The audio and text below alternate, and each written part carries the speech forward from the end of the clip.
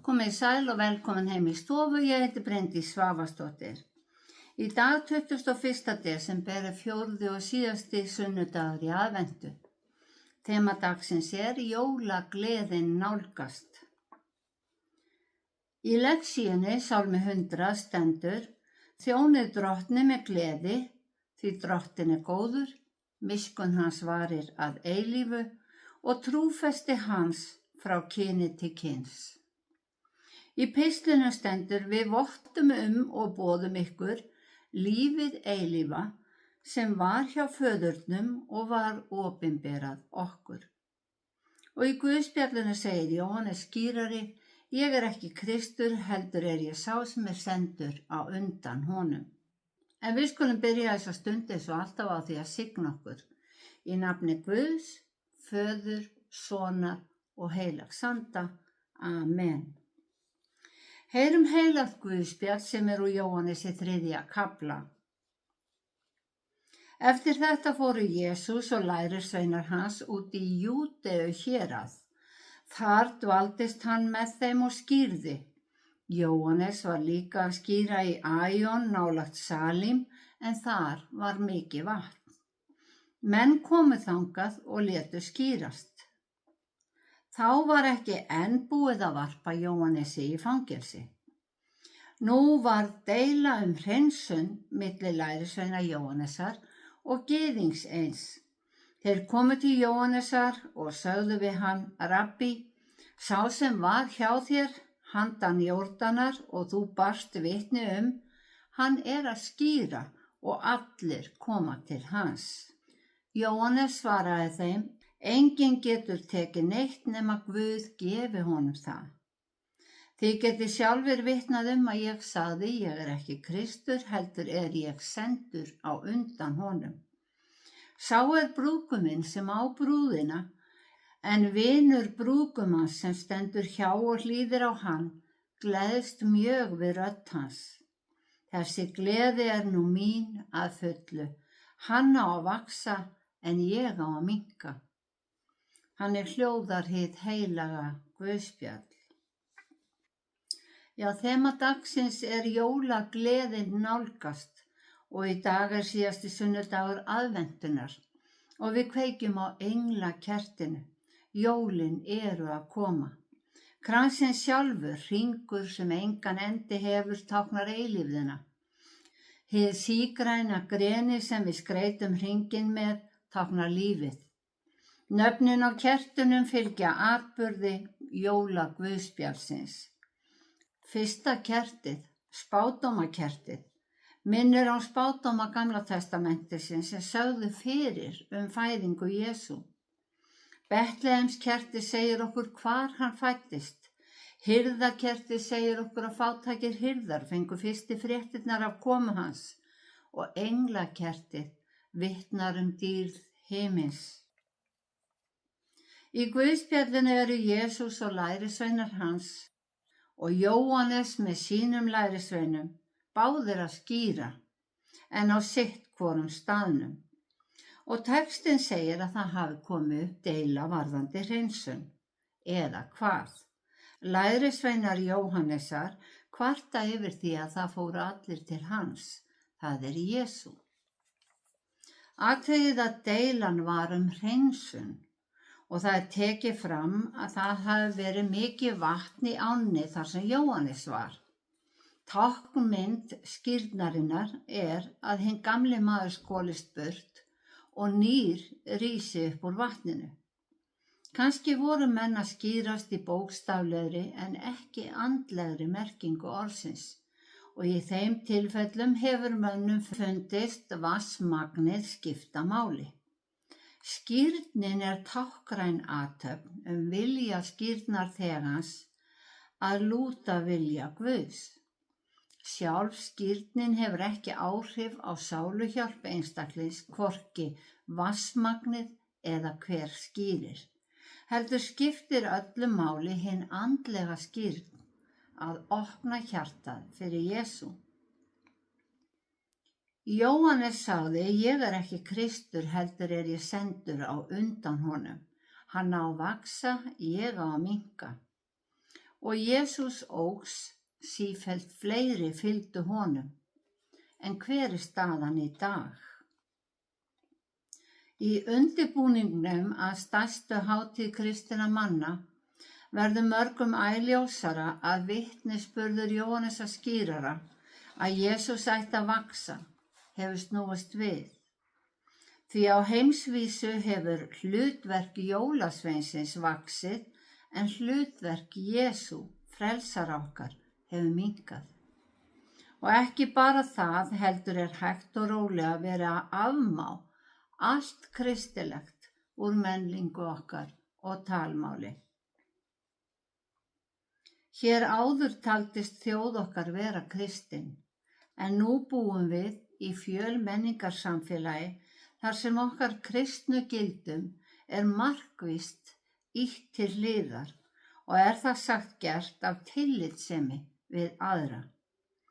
Allt sem snertir kristna trú fær sífellt minna vægi og pláss í skólum og í samfélaginu.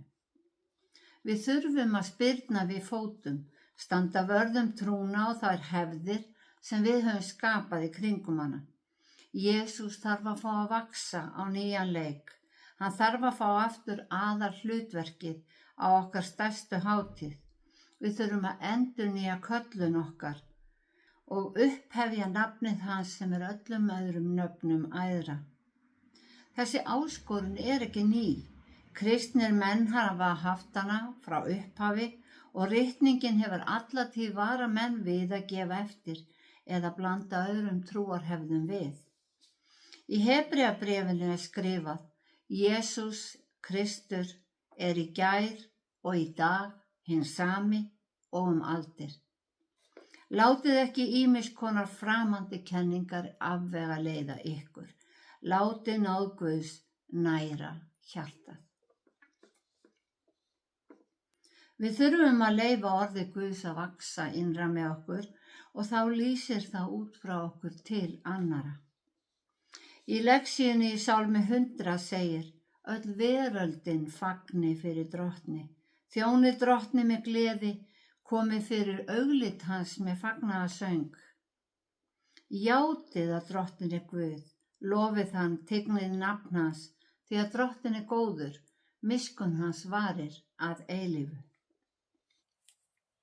Ef við ætlum að lifa í náð Guðs, þá verðum við að vernda trúna fyrir áreiti annarra trúarbragða. Við þurfum að vera vakandi fyrir framandi kenningum. Það ekki sama hvaðan gott kemur, það þarf að koma frá Guði.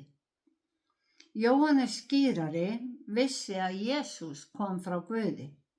Hann fékk köllun og þekkti sitt hlutverk. Hans hlutverk var ekki að afla sjálfum sér fylgis.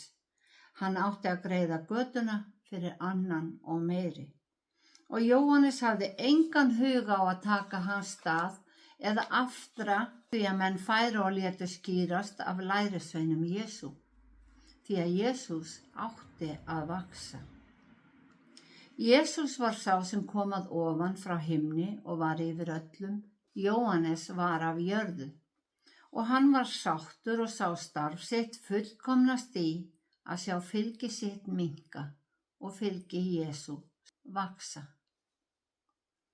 Á okkar tímum þegar jólin eru farin að snúast að miklu leyti eitthvað sem má kalla aukahluti, þarf að minna okkur á Jesúbarnið í jötunni.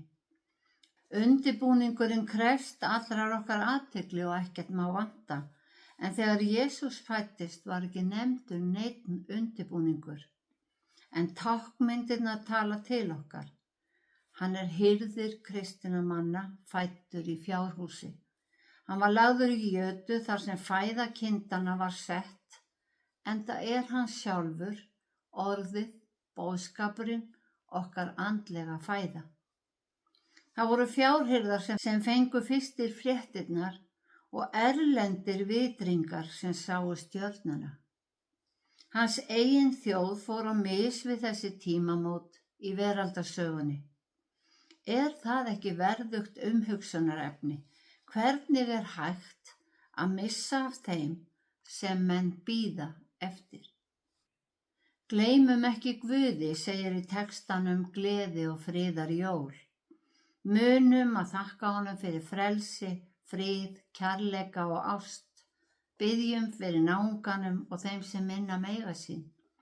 Og tökum á móti jólunum með Drottinn við hlið okkar, því að það er hans vegna sem við höldum jól.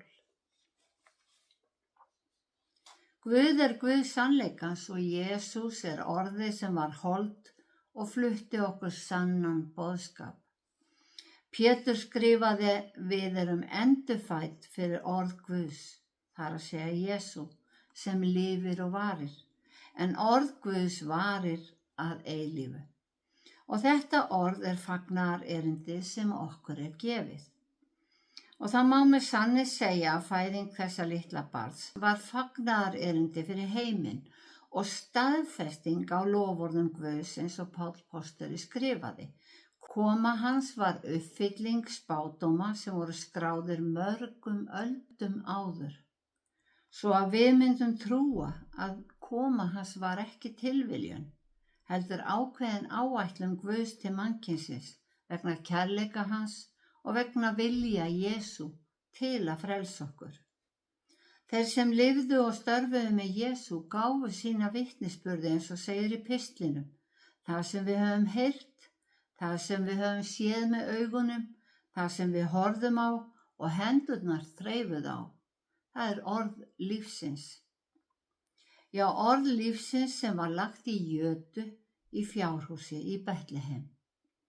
Og ef ég les vitnisburðin áfram þá segir: við höfum séð það og vottum það og boðum ykkur eilífa lífið sem var hjá föðurnum og var opinberað okkur, til þess að þið geti líka haft samfélag við okkur. Já, þema dagsins er jólagleðin nálgast. Guð stofnsetti ákveðnar hátíðir í Gamla testamentinu.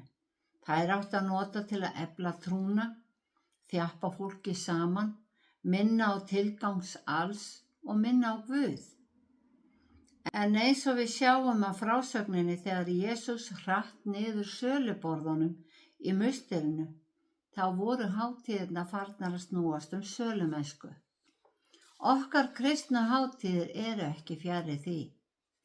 Við þurfum að spyrna við fótum, standa vörð trúna og þær hefðir sem við höfum skapað í kringum hana, svo að Jesús fái að vaxa á nýjan leik. Hann þarf að fá aftur aðalhlutverkið á okkar stærstu hátíð. Hann og boðskapurinn þurfa að vera það sem allt snýst um. Við þurfum að efla samfélagi við föðurinn á himnum og soninn sem kom til jarðar, boða fögnuð og frið og samfélagi trú við skapara himins og jarðar, því að Jesús er Drottinn. Og ég lýk þessum pistli í dag með versi vikunar: verið ávallt glöð í Drottni. Ég segi aftur: verið glöð, Drottinn er í nánd. Ég óska ykkur gleðilegrar hátíðar, friðar og kærleika á fæðingarhátíð frelsara okkar. Drottinn blessi þig og varveiti þig. Drottinn láti sína ásjónu lýsa yfir þig og sé þig náðugur. Drottinn upplyfti sínu augliti yfir þig og gefi þig frið. Í Jesú nafni. Amen.